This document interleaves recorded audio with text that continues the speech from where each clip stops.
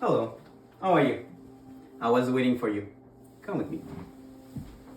Today we're going to take a look at The Catcher in the Rye by G.D. Salinger, published in 1951. This novel stands as a very good exploration of adolescence, identity, and the challenges of growing up.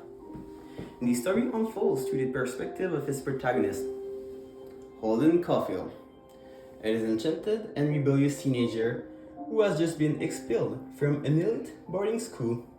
Over the course of a few days in December, we follow Holden's journey through the streets of New York City as he grapples with the complexities of the adult world. The novel captures the essence of post-World War II era, providing a window into the mind of a young man on the cusp of adulthood. Struggling to find meaning and connections in a world he finds overwhelmingly funny and hypocritical. 4 of my students gently accepted to go deeper in this text in order for us to have a better comprehension of Catcher in the Rye. First, let's start with Mike's. We decided to do a psychoanalysis on the book.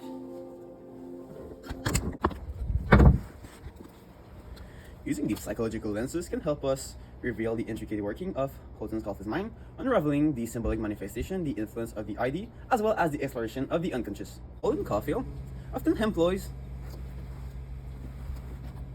the red hunting hat as a symbol. This accessory serves as more than just a mere piece of clothing. It embodies his psychological need for the individuality and a shield against the abrasive adult world. As Holden articulates, "I put on this hat that I bought in New York that morning. It was this red hunting hat with one of those very, very long peaks." Red hunting hat, being very distinctive, becomes a symbol of Holden's attempt to stand out in a community with extremely high social pressure and norms. It acts as a very great representation of his psychological struggle against conformity. When we delve further into the theory of Freud, Holden's journey can be dissected through the lens of the ID, the ego, as well as the superego. Starting off with the ego, which is driven by primal desires and impulses, is evident in Holden's spontaneous and often rebellious actions. The ID is often represented as the devil. Then we have our superego. Beside, the superego is manifested in Holden's internalized moral as he's trying his best to preserve his innocence.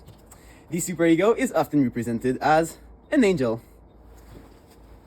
This internalized conflict between the ID impulses and the superego's moral creates a very hard psychological tensions that propels the narrative forward. Singer's narratives also touch upon the realm of unconscious, delving into the depth of Holden's psyche. The loss of his young brother Ali becomes a very decisive point in his unconsciousness struggle. Quote, "Certain things, they shall stay the way they are. You ought to be able to stick them in one of those big glasses, cases, and just leave them alone. I know that's impossible, but it's too bad anyway."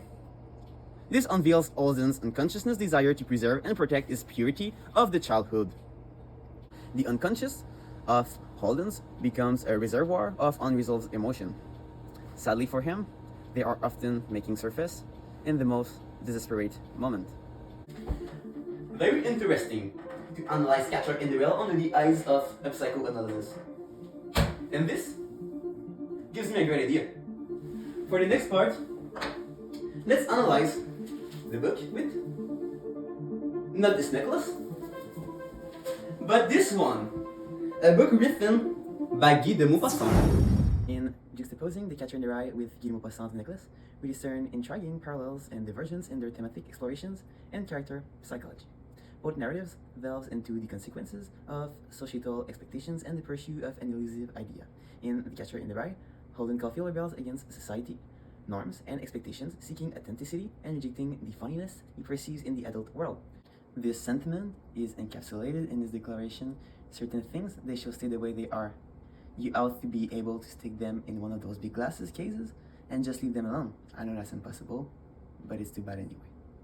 Holden's desire to preserve the genuine and unblemished echoes of the thematic underpinning societal delusionment. On the other hand, The Necklace by Guy de Maupassant explored the consequences of Madame Loisel's relentless pressure of societal status and material wealth. Our desire for an opulent lifestyle and societal approval leads her downfall. The quote, "She was unhappy all the time because she was just like the rich." This quote captures the essence of Madame Loisel's discontent, portraying the psychological toils of societal expectations. And additionally, the protagonist, Holden Caulfield and Madame Loisels, both grapple with the internal conflict that propels the narrative forward. Holden's psychological struggles are evident in his symbolic attachments, such as the red hunting hat, which becomes a tangible representation of his rebellion against conformity. In contrast, Madame Loisel's internal conflict is fueled by a relentless pursuit for societal validations, leading her to poignant revelations about the cost of her desire. Guy de Maupassant, an incredible author. I love him. For the next part, let's dive into the literary devices present in the book. Oh, hey there. Let's dive into the world of the literary devices. Now, let's explore a few of them. The metaphor and the foreshadowing.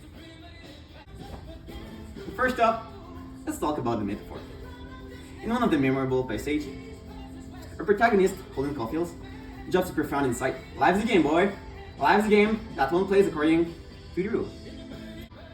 Here, Salinger brilliantly used metaphor to convey Holden's cynical outlook on life. By likening life to a game with its own set of rules, the author delves into the struggles of navigating societal norms and expectations.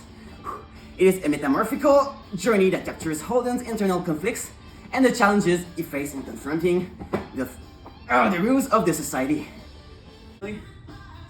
Salinger skillfully incorporates foreshadowing to subtly hint at the psychological challenges that await Holden. As he reflects on his mental state, he reveals, "I was only about 12 and they were going to have me psychoanalyzed. And all because I broke all the windows in the garage. And I don't blame them, I don't." This foreshadowing provides the reader with a glimpse into a deeper psychoanalytic struggles that unfolds in Holden's characters, setting the stage for a narrative that delves into complexities of his inner world. You hear my voice, and only my... Hello. For this last part, our studio is going to compare Catcher in the Rye with this book's The Wars by Timothy Roch. While The Catcher in the Rye and Timothy Roch's The War may be set in different time periods, as well as distinct themes, a connection emerged when we examine the impact of war on the human psyche, as well as the protagonist struggles with loss and search of identity. Holden Caulfield, the main character in The Catcher in the Rye, is grappling with the aftermath of personal losses, particularly the loss of his young brother, Hallie. This loss serves as a catalyst for Holden's existential crisis, shaping his perceptions of the world, and also, this is the reason why he thinks the world is so funny. Similarly, Robert Ross, the protagonist of The Wars, undergoes a profound transformation after witnessing the death of his sisters Uranda and being sent into the brutality of World War I. A quote that really got me in this book is, "All I hope is that they'll remember we were human." This shows how dehumanizing the war was. Both Holden and Robert experience a sense of alienation and delusion. Holden, unable to reconcile with the adult world, funniness, seek refuge in a nostalgic longing for the innocence of childhood. In contrast, Robert, scared by the horror of war, grapples with the traumatic impact of violence on his psyche, prompting him to question the values and sanity of the society he's living in. Both novels experience the theme of loss of innocence, whether it is with Caulfield trying to be the catcher of the rye, or Roberts, who's being devastated at the war. These two finds parallel at how brutal the war can be for a human. A great quote in The Catcher of the Rye that expresses is, "There are things that are meant to be the same." This shows how Caulfield wants to keep his innocence. In conclusion, The Catcher in the Rye and The Wars may appear dissimilar on surface, yet a close examination reveals profound thematic connections to the lessons of psychoanalytic theory, symbolism, and shared exploration of loss and the quest for identity. These works serve as a poignant reflections on the human condition, whether it is Holden Caulfield's rebellion against funniness and his yearning to preserve innocence, or Robert Ross' journey through the brutality of war. Both narratives resonate with the universal struggles of individuals. These novels, though distinct in their narratives, you ultimately share a common thread. A testament to the enduring power of literature to illuminate the complexity of the human experience across different contexts and eras. As we navigate the landscapes of the Catcher in the Rye and the Wars, we are reminded of the timeless theme that unite us in our collective journey of self-discovery, resilience, and the perennial search for authenticity, in a world that is often seems elusive and enigmatic.